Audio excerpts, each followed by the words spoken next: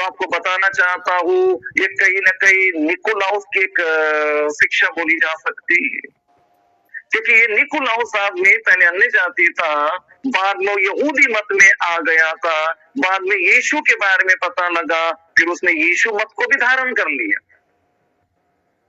आज भी लोग विभिन्न प्रकार के मतों को धारण करते हुए अपने जीवन को बर्बादी की राह पर लेके जा रहे हैं।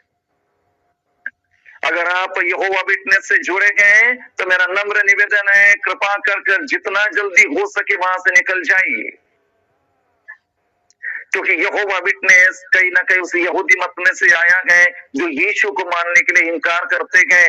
और आपका मेरा अस्तित्व अगर अभी है तो केवल यीशु मसीह के कलवरी क्रूस की वजह से है। फिर जिस यीशु ने कलवरी क्रूस पर अपना बलिदान देकर अपने लहू से आपको मुझको मोल लिया, पापों से छुड़ाया, श्रापों से छुड़ाया, अगर उसी यीशु के अस्तित्व को यहोवा विटनेस की शिक्षा के द्वारा अगर नकार देंगे तो कौन से स्वर्ग में जाएंगे मेरे प्रियो। इसलिए सावधान हो जाइए, यहोवा विटनेस से बच जाइए, वहां से बाहर निकल जाएंगे। दूसरा एक और ग्रुप हम देख सकते हैं जिसको सेवंथ डे एडवेंटिस्ट कहा जाता है। और मैं ऐसे किसी भी मतलब उनको हर्ट करने के लिए नहीं बता रहा, लेकिन मसीह लोगों को शिक्षा देने के लिए बता रहा हूं। और यहाँ पर सेवंथ डे एडवेंटिस्ट जो रहते हैं वो केवल शनिवार को मानते हैं। हालांकि यहोवा विटनेस वाले भी जो सभाएं लेते हैं शनिवार को लेते हैं। और एक और ग्रुप होता है वो भी शनिवार को ही लेता है सभा, और वो शनिवार को जैसा वो दिन को मानते हैं। हमें परमेश्वर ने अभी हर एक दिन दिया, हम हर एक दिन कलीसिया में इकट्ठा हो सकते हैं। आमीन, हालेलुया। अभी हमें पुराने नियम के विश्राम दिन को मानना जरूरी है, परंतु केवल शनिवार को ये हमें मानने की जरूरत नहीं है। पुराने नियम में सप्ताह का दिन शनिवार को होता था, अभी हम नए नियम में प्रतिदिन उस विश्रामवार को मान सकते। हालेलुया, परमेश्वर के नाम की महिमा हो। और साथ ही साथ एक और ग्रुप होता है जिसे बोला जाता है ओनली जीसस। ओनली जीसस का जो मत होता है वो ओनली जीसस का मत ऐसा है कि यीशु ही पिता है, यीशु ही पवित्र आत्मा है, यीशु ही है। पर हम देख सकते हैं ऐसा नहीं है। पिता परमेश्वर है, उसका पुत्र एकलौता यीशु मसीह है और पवित्र आत्मा है। इन तीनों को हमें मानना है जो सच्चा मसीही है।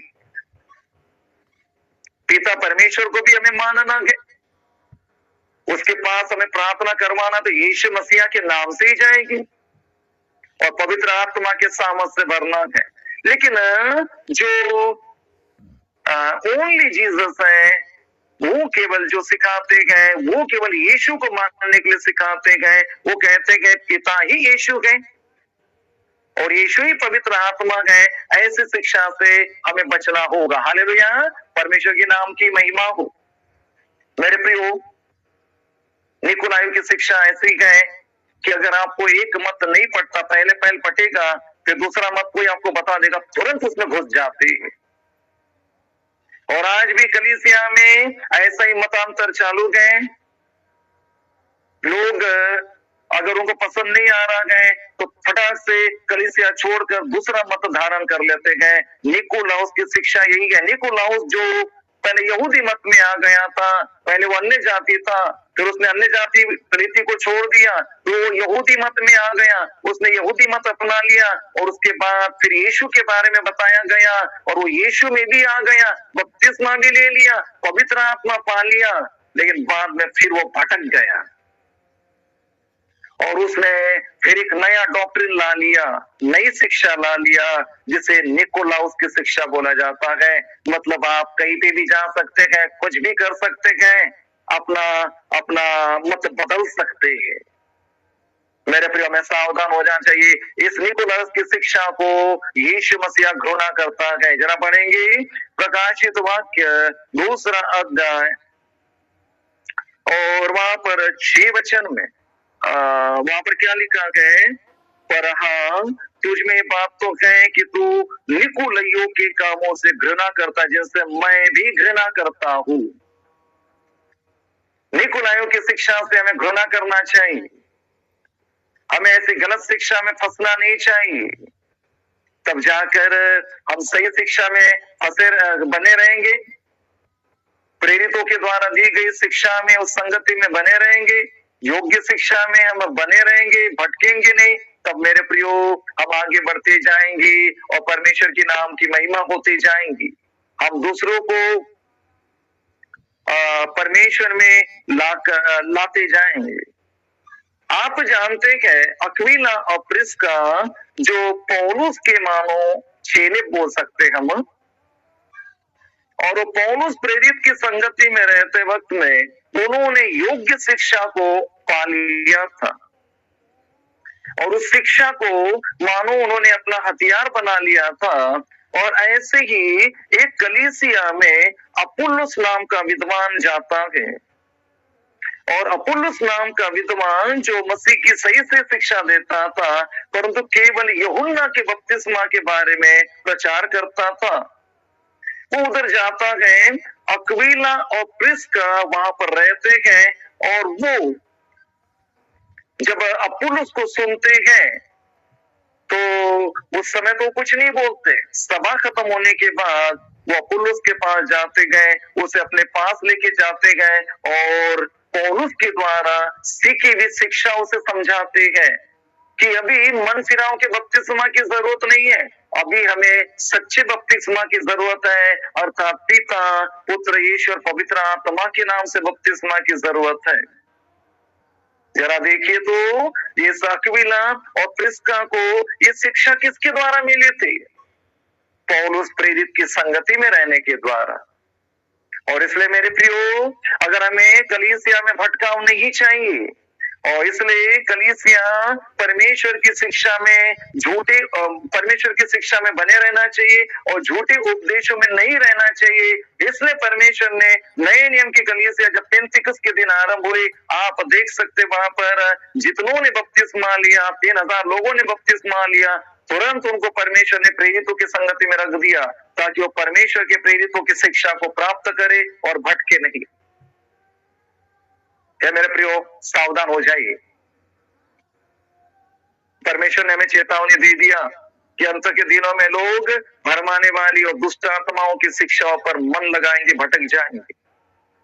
पौलुस ने तीमुथियुस को ये भी कहा कि कई लोग अपने मन के अनुसार जो सुनना चाहते हैं वैसे उपदेशक बटोर लेंगे और इस प्रकार अपने आप को नाश का कारण ठहरा देंगे। मेरे प्रियो, परमेश्वर को धन्यवाद देता हूं कि परमेश्वर ने इन बातों को आपके सामने रखने के लिए मुझे कृपा दिया है। मैं तो निकम्मा दास हूं, जो मुझे आपको वचन के द्वारा सिखाना चाहिए था वही सिखाया। मैं आपको कहना चाहता हूं, शायद ये शिक्षा आपको थोड़ा कठिन लग रही होगी, लेकिन घबराइए मत। आप बिरिया की कलीसिया के जैसे देख लीजिए, वो जो प्रचारक प्रचार करते थे, वो लोग घर में जाकर ढूंढते थे कि जो प्रचार किया गया है वैसा ही वचन है कि नहीं। आपको भी मैं यही दिखाना चाहता हूं, सिखाना चाहता हूं कि आपने बड़े बड़े स्टेजों पर, कई ऑनलाइन सभाओं में कई प्रचारकों को सुनते होंगे और आपको लगता होगा वही शिक्षा है, लेकिन कई बार वो गलत शिक्षाएं भी हो सकती है। आपको केवल वचन के द्वारा जांचते आना चाहिए। मेरा विश्वास है आप में से कई लोगों ने इसे सुना है और कई लोगों ने इसे ग्रहण भी करने का निर्णय लिया होगा। मैं इसके लिए प्रभु को धन्यवाद देता हूं। परमेश्वर ने मुझे अनुमति दिया तो आने वाले दिनों में कुछ और बातों को आपके सामने रख सकूंगा। तब तक परमेश्वर आप सबको आशीर्वाद दे।